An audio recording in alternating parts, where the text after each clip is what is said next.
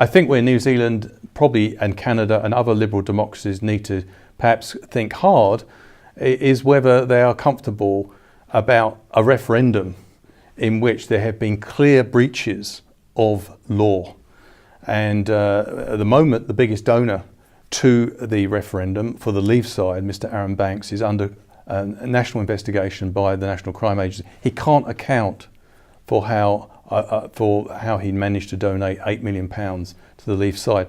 That meant, during the referendum, the Leave side overspent by 10% in a referendum which was decided by just 3.8%.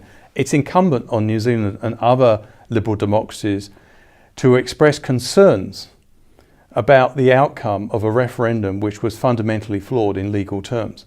And sooner or later there are going to be some hard questions and perhaps criminal actions about what's happened.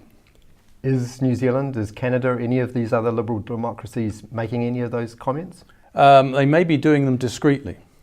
Certainly academics like myself and Professor David Welsh have written both in Canadian newspapers and in New Zealand newspapers that this was an issue which is a matter of concern.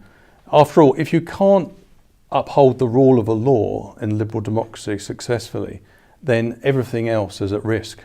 And what we do know about the British referendum in 2016, not only was there illegal money involved, not only there was systematic data breaches, but there was also the prospect of Russian interference as well. So there is a lot of controversy around the EU referendum. Why hasn't Mrs May addressed these issues? Well, politically, she has been the biggest beneficiary of the outcome of the referendum. She became Prime Minister.